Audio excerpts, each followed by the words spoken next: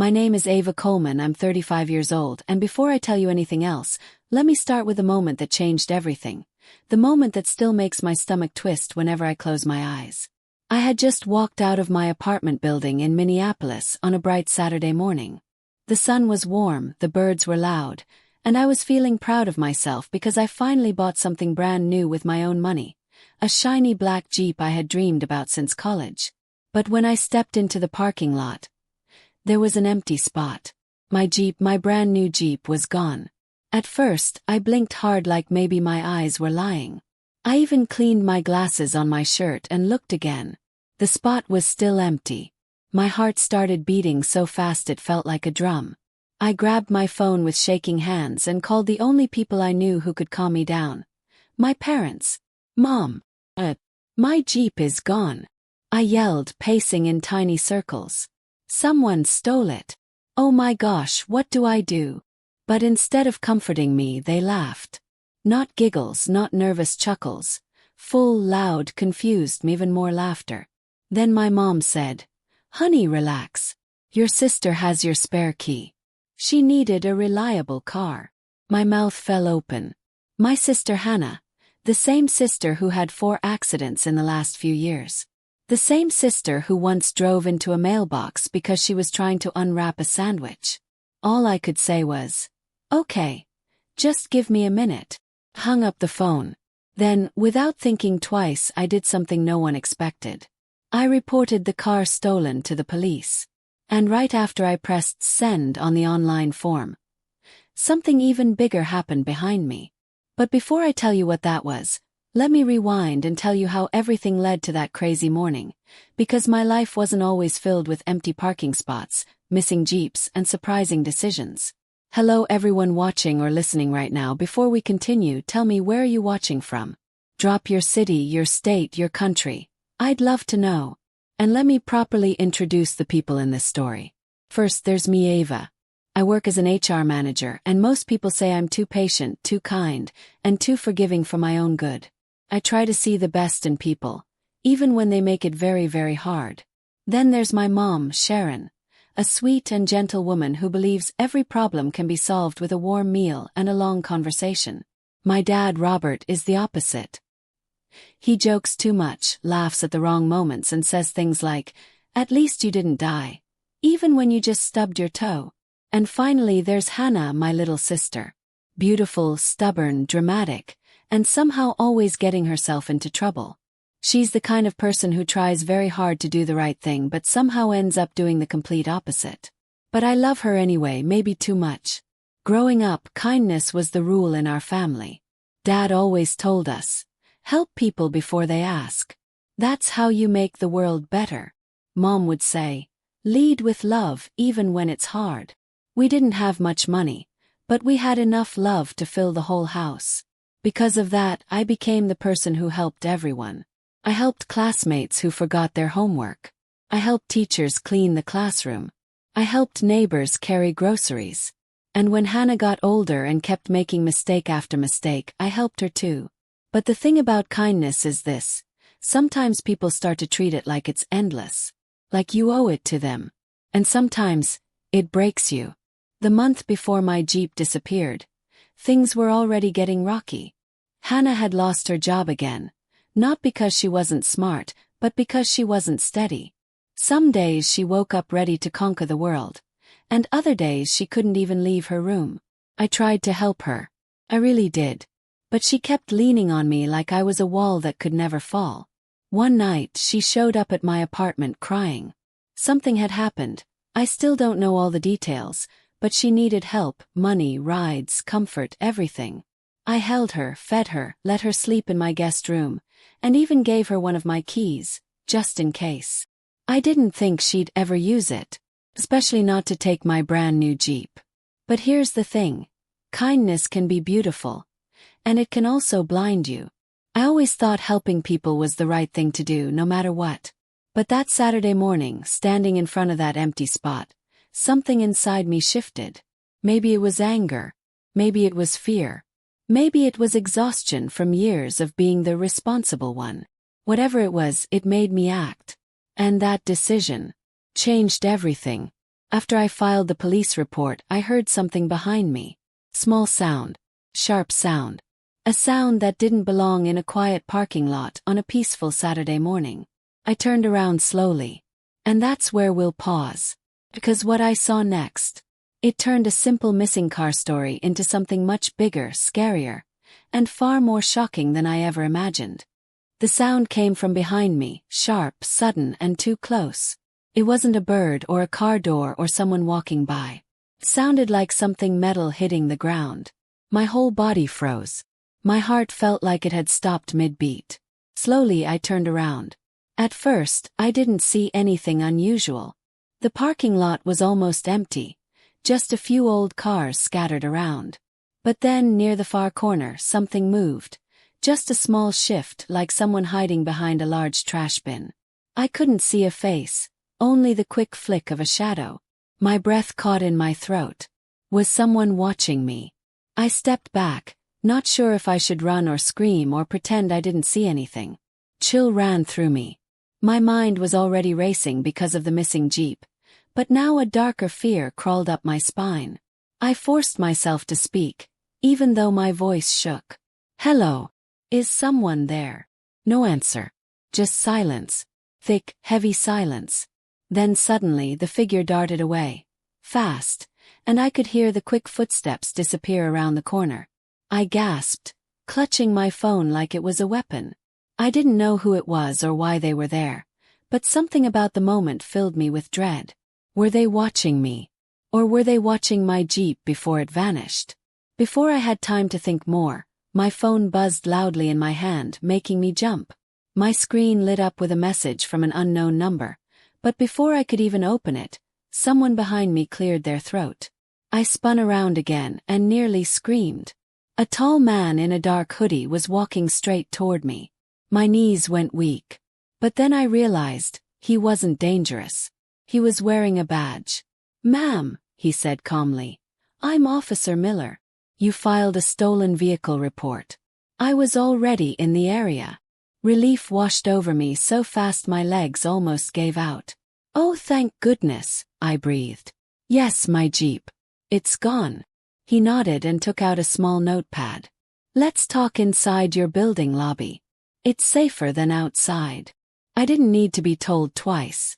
I followed him in, still trying to calm my heartbeat. But even as we walked away from the parking lot, I couldn't shake the feeling that something or someone was still watching. Inside the building lobby, Officer Miller asked me questions.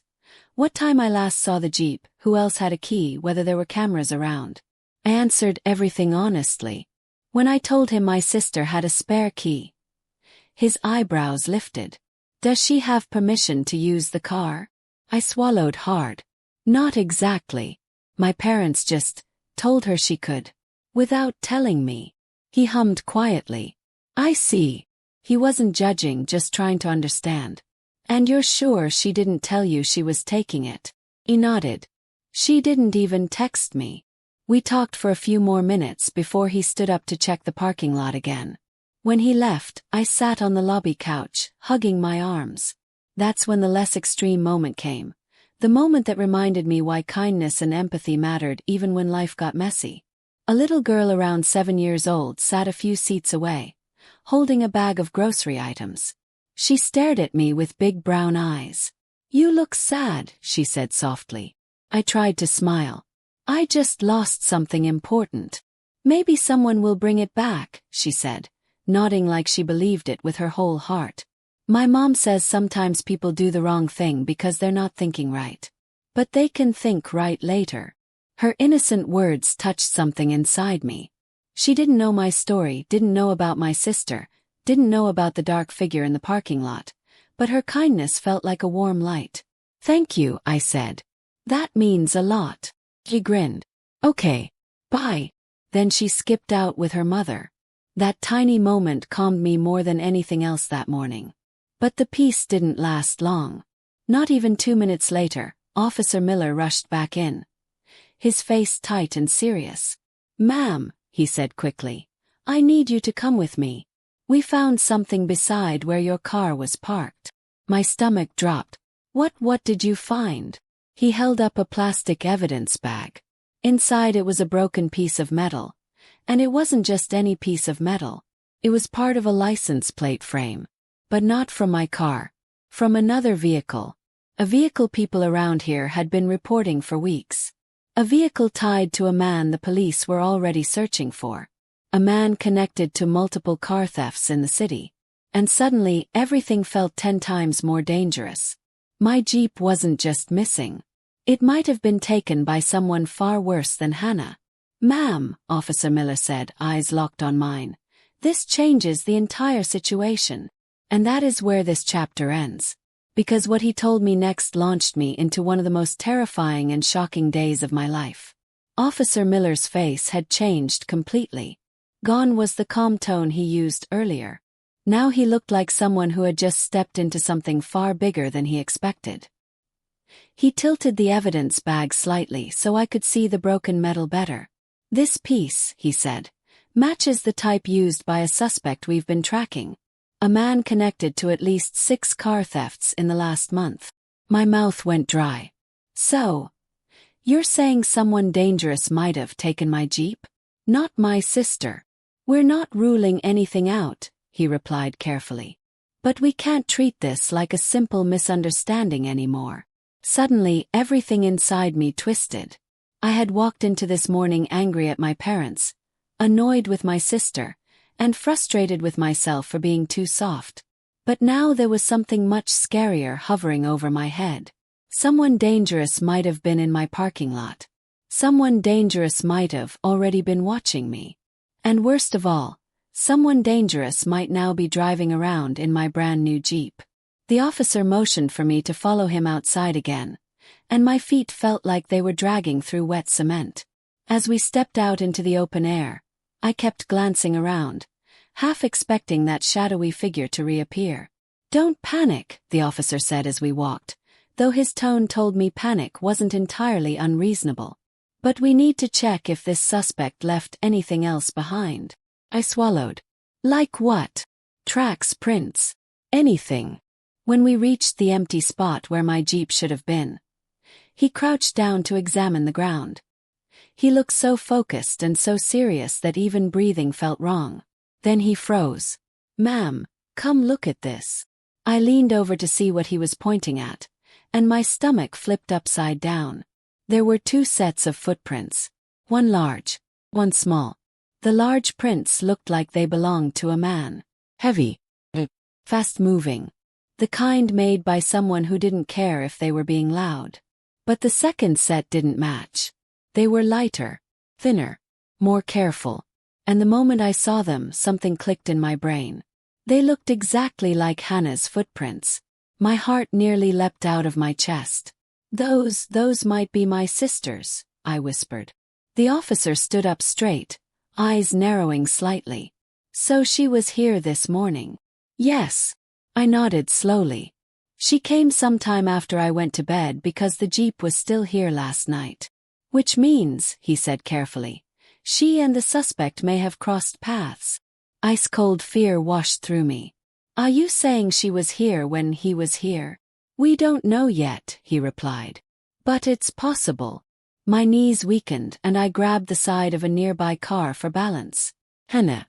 My chaotic, accident-prone, always in trouble little sister. If she ran into the wrong person. If she said the wrong thing. If she was in the Jeep when he came. Whoa. I couldn't think like that. "We need to find her," I said quickly. "I need to call her." "Try it," the officer said. My fingers trembled as I dialed her number. The phone rang once. 3 times. Then it went to voicemail. I tried again. Straight to voicemail. I tried a 3rd time. Still nothing. I felt my throat tighten. My legs trembled so badly I had to sit on the hood of my neighbor's car. Officer Miller took out his radio and spoke into it. "We need units checking all major routes. Possible connection to the Midtown suspect. Vehicle. Black Jeep 2024 model." His voice was calm, but I could see tension building behind his eyes. Something wasn't right. Something didn't add up. Before I could ask him anything, his radio crackled loudly. "Dispatch to Miller. We have a report, stand by. He stepped away, listening carefully. I sat still, hugging myself, trying to make sense of everything spinning around me. My morning had gone from annoying to confusing to terrifying all within an hour. The officer returned a moment later, his face tight. We might have something. What? What did they find? He paused for a moment, the type of pause that makes your soul drop before your body even realizes why. There was a call from a gas station 5 miles from here. A black Jeep was seen speeding out of the parking lot. The witness says it looked like 2 people were inside. My pulse skyrocketed. 2 people. I repeated. Yes. My mind spun. One could be Hannah. But the second. My chest hurt trying to breathe. Was the second person a man? Yes. We don't have the details yet. The officer's radio buzzed again, but this time he didn't step away. He listened with a stillness that made me want to grab his arm and shout at him to tell me everything. Then he finally spoke. Someone found something else near the gas station. Something from the Jeep. What did they find? I asked, leaning forward, gripping the fabric of my jeans so hard I thought they'd rip. The officer looked at me with eyes that were suddenly too gentle. Ava, they found your sister's phone. I felt the world tilt. My sister's phone. He nodded slowly. It was smashed. On the road. Like someone stepped on it. My breath left my body in one giant gasp. I shook my head over and over, as if I could shake the words out of existence. No. That doesn't make sense. She wouldn't drop it. She takes it everywhere. She sleeps with it. Ava. I'm sorry. But why would it be smashed? I whispered. Why would she leave it behind? Why? I stopped mid-sentence because something cold wrapped around my spine. Unless she didn't leave it behind. Unless someone took it. Someone who didn't want her calling for help. My stomach twisted until I thought I'd be sick. Officer Miller put a hand on my shoulder. We're going to find her. We're going to find the Jeep. But I need you to stay calm and answer a few more questions.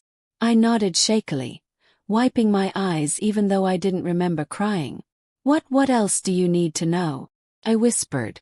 First, he said, we need to talk about a message sent from your sister's number an hour ago. A message?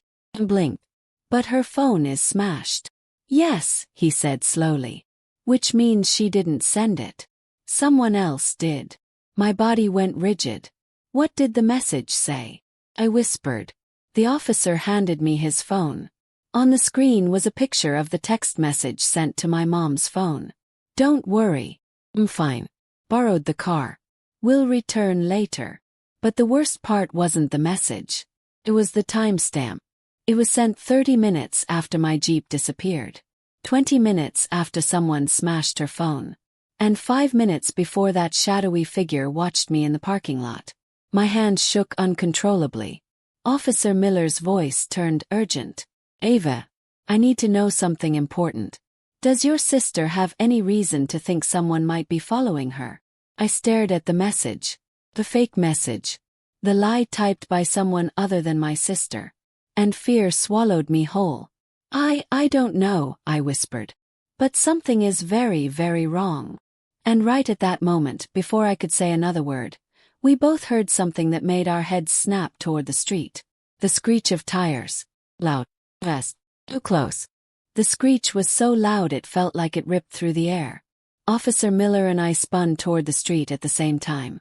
A dark SUV whipped around the corner, its tires screaming against the pavement, and for one terrifying second, I thought it was going to crash right into us. But instead it swerved, hard, and came to a stop across the street, angled in a way that made it look like whoever was driving didn't care about rules, or lines, or anything at all. Officer Miller reacted instantly. His hand flew to his holster, and he stepped in front of me like a shield. Stay behind me, he said quietly but firmly. My heart banged like a hammer in my chest. I clutched my phone so tight my fingers ached. The world felt suddenly smaller, like everything was closing in. The SUV door opened. A man stepped out.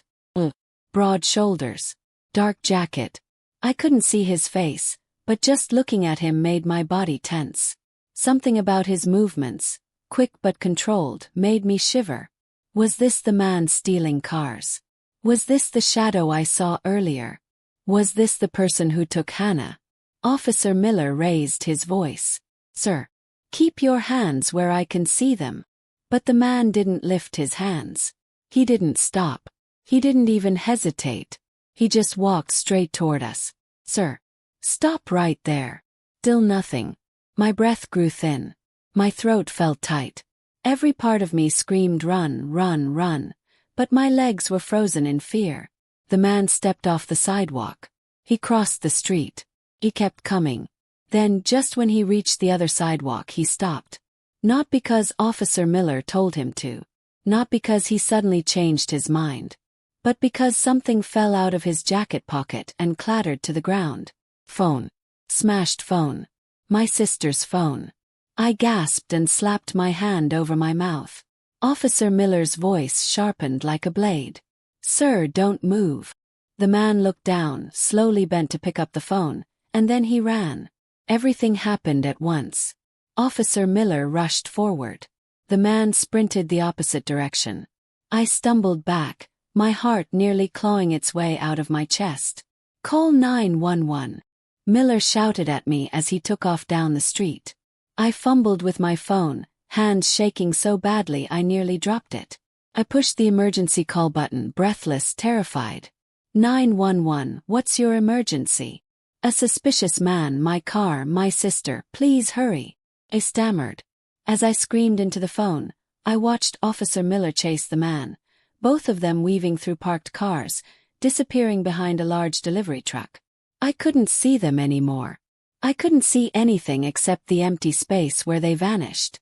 Something inside me broke with fear. I ended the call and took off running toward where they disappeared. My brain wasn't thinking. My body just moved. I sprinted across the street around the truck and then froze. The alley was empty. No man. No officer. Just silence. And then, far down the alley, I saw movement. Blur. Two blurs. One chasing the other, getting smaller and smaller. And then a sound cut through the air so sharp it made my knees buckle. A gunshot. I clapped my hands over my mouth as tears flooded my eyes. My breath stuttered. My mind exploded with panic. "Officer Miller!" I screamed, but my voice felt too small in that large echoing alley. Another gunshot followed. Then silence. Long, terrible, heavy silence. My legs shook so hard I couldn't stay standing. I leaned against the wall, gasping, trying not to collapse onto the concrete. I didn't know if the officer was alive. I didn't know if the man was caught. I didn't know if my sister was safe. But I knew one thing for certain. Everything was spiraling faster than I could hold on to. For a few minutes, I stood frozen, hugging myself, waiting for something, anything to happen. And finally I saw movement again. But this time it wasn't running. It was limping. A figure came stumbling back toward me from the far end of the alley. My heart leapt into my throat. It was Officer Miller. Blood trickled down his arm. His face was pale. His breath came in ragged gulps. "Oh my God," I whispered, rushing toward him. "Are you okay?" "I'm fine," he said through clenched teeth. "He missed. Where is he?" I asked, terrified of the answer. "He got away," Miller said. "But listen, Ava, you need to hear what I found." He reached into his pocket and pulled out something small, something that made my whole world flip upside down. A folded piece of paper. He handed it to me. With trembling fingers, I opened it. There were only 2 words written in shaky handwriting. 2 words that made my blood run cold. "She's mine." My vision blurred. My throat tightened. I shook my head over and over. "No. No." Miller steadied me. "Ava, there's more." He pointed to the bottom corner of the paper. There was a number written there. A number I recognized instantly. It was my sister's phone code. Or passcode. The one she never shared. The one only someone close to her would know, or someone who forced it out of her. My mind spun. My stomach twisted. And every nerve in my body screamed the same thing. She didn't just lose the Jeep. She was taken. Officer Miller looked me straight in the eye. "Ava," he said, voice grave and tense. "Someone has your sister. And they're not trying to hide it." My knees nearly gave out. I grabbed the officer's arm just to stay upright. What do we do now?" Choked out. He inhaled deeply. "We start looking for the Jeep. The suspect. Anything. Because whoever wrote that note," he paused, "isn't planning to stop." And just as those words left his mouth, his radio crackled again. Loud, urgent, frantic. "Units needed immediately. A black Jeep just crashed through a barrier near Highway 61. Repeat, black Jeep, severe damage, suspect fled on foot." My heart lurched. Highway 61. That was only 15 minutes from here. The officer grabbed my arm. "Ava, get in the car. Now." Because the next extreme event wasn't just starting. It was already happening. Officer Miller practically pulled me toward his cruiser, blood still dripping down his arm, but he didn't seem to notice or care. He opened the passenger door and motioned for me to get in. "Hurry, Ava. If that report is accurate, your sister may still be close." I slid into the seat, my hands shaking so badly I could barely buckle the seat belt. My heart punched against my ribs like it wanted out. Everything was moving too fast, too loud, too terrifying. Officer Miller jumped into the driver's seat, turned on the siren, and the car shot forward. Red and blue light flooded the streets as we sped through traffic. My mind ran in circles. Where was Hannah? Was she hurt? Was she alone? Who was the man? Why did he take her? What did "she's mine" mean? I wiped my face with the back of my hand. When did I start crying? I couldn't even tell. "We're going to find her," Officer Miller said, eyes locked on the road. Even injured, even exhausted, his voice held steady. "But you need to prepare yourself. Whoever took her is dangerous." "Why us?" I whispered. "Why my sister? Why my Jeep? Why any of this?" "Sometimes," he said quietly, "bad people don't need reasons." The cruiser took a hard turn, nearly knocking me sideways. Cars parted like water around us as the siren wailed. The sky darkened with thick clouds, and the first drops of rain splattered against the windshield. Highway 61 stretched ahead. Broken barrier, crashed Jeep, and somewhere close, Hannah. My stomach twisted. As we approached the entrance ramp, the dispatcher crackled through the radio. "Update, Jeep abandoned. Severe front-end damage. Witness reports seeing a man dragging a woman toward the wooded area on the east side of the highway." My chest tightened so fast it hurt. Dragging. Woman. The woods. That had to be her. Officer Miller stepped harder on the gas. We reached the crash site in minutes.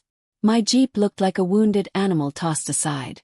Crushed front, broken window, smoke still curling out of the hood. Pieces of the bumper were scattered across the asphalt. People stood at a distance, talking to other officers. My breath caught in my throat. That was my dream car. Something I worked years for. Something I saved for. Something that symbolized independence and growth. But none of that mattered anymore. Not compared to my sister. We jumped out of the cruiser. Rain now poured down, cold and heavy. Another officer rushed toward us. "Miller. Witness says he dragged the woman into the woods. They heard screaming before they lost sight." My body went stiff. Screaming. He had her. He still had her. Miller turned to me. "Stay behind me. No matter what." I nodded, but inside my heart screamed that if I saw Hannah, I'd run to her even if a monster stood between us. We crossed the road and reached the edge of the trees. The woods were thick, dark, and wet, branches drooping with rain. Mud clung to our shoes as we stepped in. I wiped my face, but the rain replaced the tears instantly. The forest was alive with sound. Wind, dripping water, distant rustling. Officer Miller shined his flashlight ahead. "Look for prints." We moved slowly, scanning the ground. Then I saw them, deep, messy footprints. A man's. And beside them, dragging marks, like someone was being pulled. My stomach lurched. "Hannah," I whispered. We followed the trail deeper and deeper until everything around us dimmed. Thunder rumbled overhead.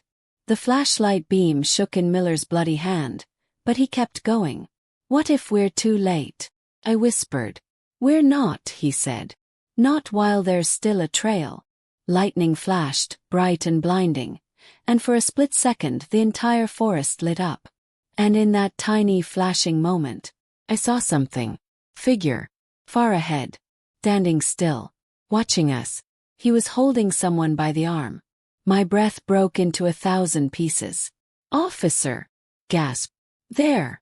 Miller spun the flashlight in the direction I pointed, but the light didn't reach far enough. "Stay behind me," he warned again. But I couldn't. "Let go of her." I shouted into the trees, my voice shaking but loud. "Let my sister go." The forest swallowed my voice. Cry. A woman's cry. "Hannah!" I screamed. Ran. I don't know where the courage came from. Maybe fear. Maybe love. Maybe both. All I knew was that my legs moved faster than my thoughts. Faster than the rain. Faster than Officer Miller shouting behind me. "Ava, stop!" But I didn't stop.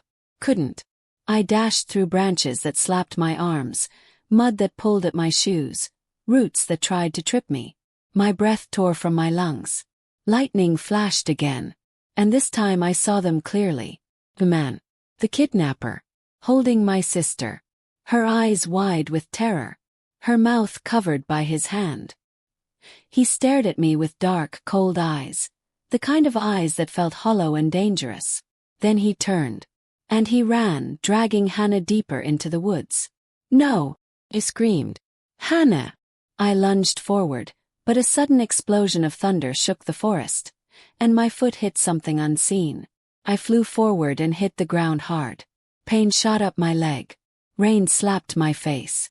Mud splashed into my mouth. I gasped and tried to push myself up, but my ankle throbbed sharply. "Ava!" Officer Miller rushed toward me, his flashlight bouncing wildly. "Are you hurt?" "I'm fine," I croaked, trying to stand. But my ankle buckled. "He has her. He's getting away." Miller grabbed my arm, steadying me. "We'll catch him. Promise. But listen, there's something you need to know." Thunder rolled overhead again. "What?" I demanded, desperate. He looked at me with a seriousness that felt like a knife to the chest. "When I chased him earlier," Miller said, voice tight, "he wasn't just running to escape." My heart pounded. "He said something." He swallowed. "He said he's been watching you. Your building. Your sister. Your car." My blood turned to ice. "And Ava," Miller said, voice low and grave. "He said he didn't take your Jeep by accident." I stared at him, trembling. "He said he took it because of you." Lightning struck again, lighting up the forest. And before I could ask what that meant, a loud scream, Hannah's scream, echoed through the trees. "Close. Too close." Miller and I whipped our heads toward the sound. The man wasn't far anymore. The final moment was here. I grabbed Miller's arm, my voice breaking. "We have to get her." He nodded once. And together, we ran toward the scream, toward the danger, toward the final moment waiting in the dark, toward whatever waited for us in the trees. And that is where the story ends. Hope you enjoy the story. Please like and subscribe to my channel.